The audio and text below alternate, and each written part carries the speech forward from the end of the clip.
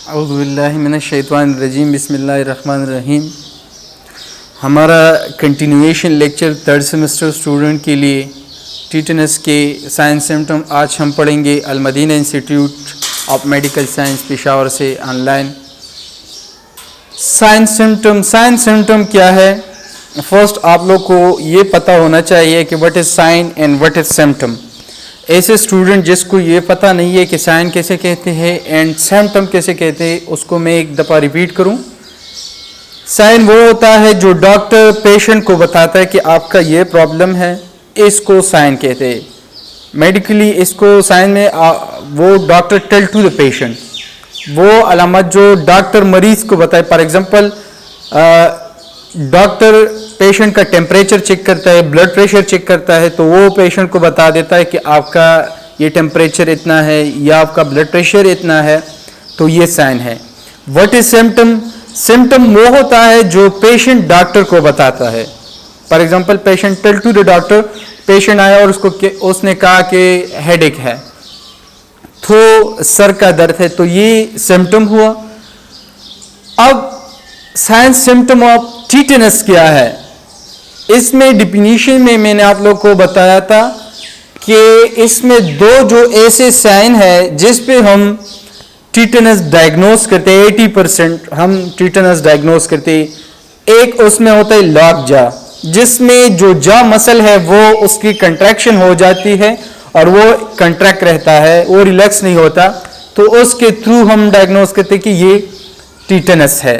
दूसरा neck stiffness उसमें होता है, जो नेक मसल है यहाँ पे, तो नेक मसल की कंट्रैक्शन हो जाती है, स्टिफनेस हो जाती है, सीवियर पेन होता है पेशेंट को।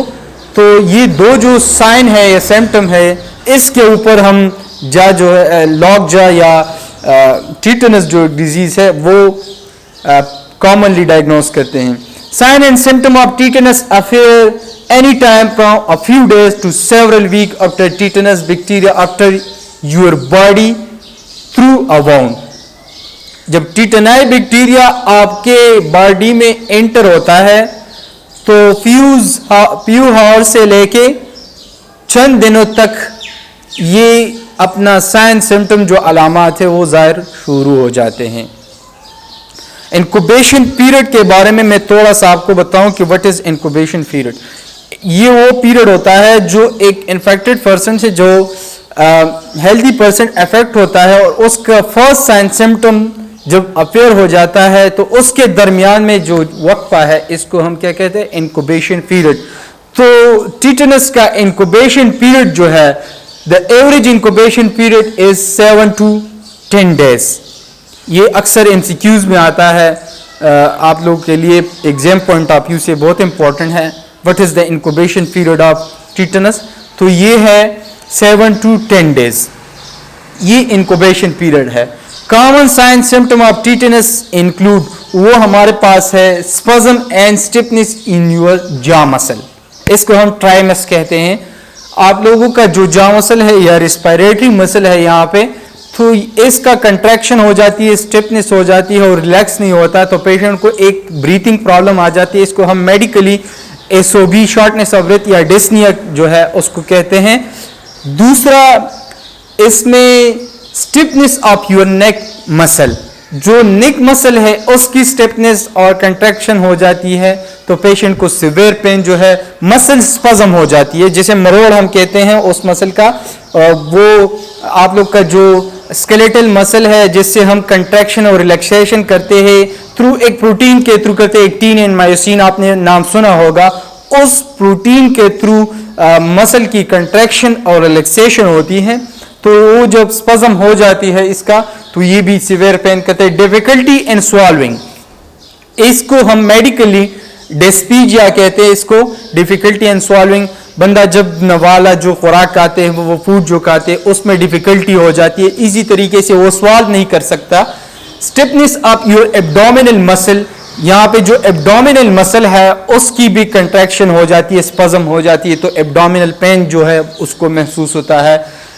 Painful body spasm lasting for several minute, और ये जो दौरानिया होता है पेन का, तो ये सेवरल मिनट तक होता है।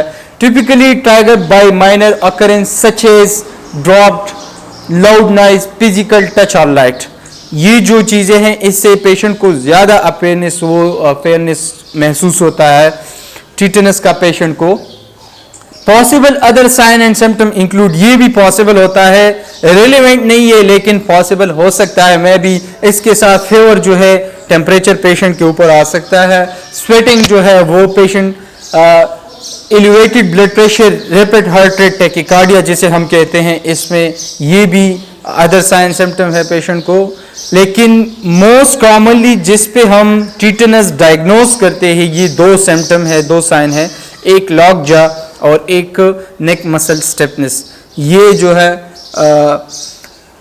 अब ये इसके लिए इन्वेस्टिगेशन हम किस तरह करते हैं। टीटेनस पेशेंट का 80% डायग्नोसिस जो है वो हम हिस्ट्री पे करते हैं, कंप्लीट क्लिनिकल हिस्ट्री पे।